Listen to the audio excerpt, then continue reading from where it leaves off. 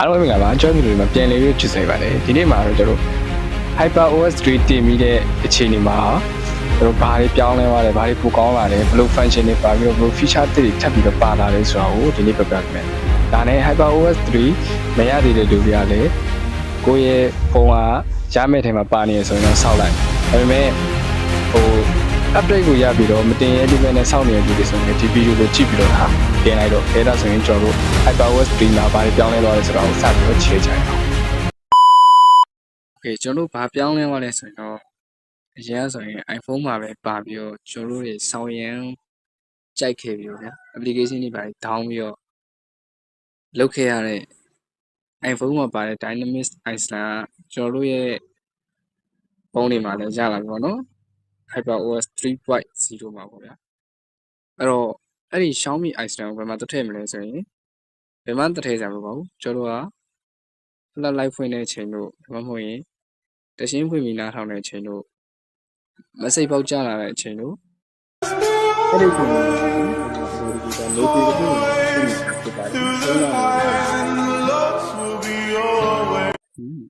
အဲ့တော့ကျွန်တော်ပြန်နေ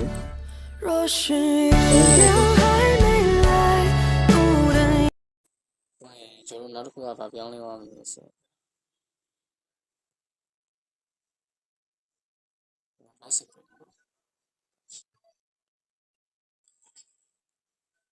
ဒီမျိုး design အစ်စ်လေးထပ်ပြီးတော့ပါလာပါဗျာဟုတ်ကိုယ်တော့3ရက်ဆိုတော့တော့မသိမှဆိုလို့ပါဆက်လာဒါရတဲ့အရင်အဟောင်းနေဆိုရင်ကာလာတွေကပို့ပြီးတော့အရင်ကမှလှအောင်ဗျာဒီကောင်းနေဆိုဒါရတော့အရင်ကအဟောင်းလေးပါနော်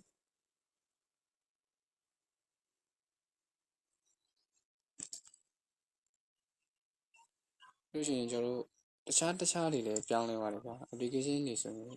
အသစ်နှစ်ခုထည့်ထားပါတယ် Chime News ရဲ့ Xiaomi Hyper Xiaomi AI ဆိုပြီးတော့ application တစ်ခုတက်ပါတော့အဲ့ဒါတွေကလည်းတက်တော့သုံးရတယ်ကျွန်တော်ကလည်းတရုပ်ဆိုင်ပါမယ်သုံးရမယ်ဒီဟုတ်ကဲ့ပါ Chime News ကတော့တည်ပါတယ်ဒါပေမဲ့မသုံးပါဘူးကျေးဇူးတင်ပါတယ်ခဲတော့ပြောချင်တာဗျာကျွန်တော် HyperOS 3ကိုရပြီးတော့မတင်ရသေးရလို့ရှိရင်တင်လိုက်ပါလောလောဆယ်မှာတော့ no error ဗျာဘာ error မှမရှိပါဘူး Wi-Fi နဲ့တင်နေကြပါတယ်ဖုန်းမီလေဆိုရင်တော့အများကြီးကုန်မှာပေါ့ဗျာစစ်ကြည့်ပြီးတော့ဆိုတော့အားလုံးပဲကျေးဇူးတင်ပါတယ်ကျွန်တော်နောက်ဗီဒီယိုတွေမှာထပ်တွေ့ကြမယ်ကြည့်ချင်တာလို့ရှိရင်ထပ်ပြီးတော့မေးကြလို့ရပါတယ်